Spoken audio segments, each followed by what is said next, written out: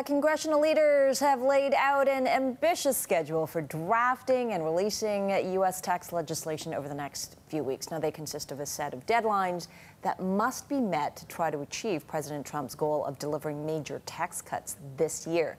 We've got Bloomberg Asia editor Jodi Schneider with more on this. Is this realistic?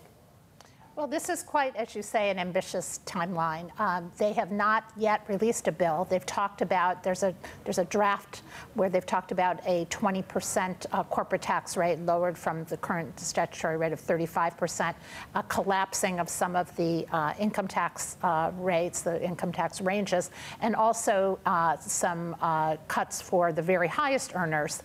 But the details of these things are, of course, what really determines whether this will proceed and will proceed on such a quick time frame. So while it's ambitious, and it looks like they have in the Senate, and now they will do it in the House, a plan to basically unlock a procedure where they will only need 50 senators' votes rather than the 60, which would mean they could do it with Republican votes. But still, the question is going to be, how do they get there in terms of things like tax exemptions and tax breaks that industries and individuals have come to rely on? That's where the real discussion is going to lie.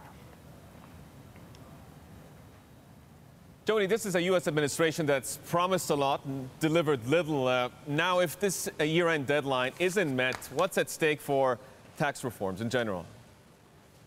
Well, that's a really good question, because if they don't get this, first of all, the president badly needs a legislative win. This administration has not really had a win so far. They tried on getting rid of Obamacare.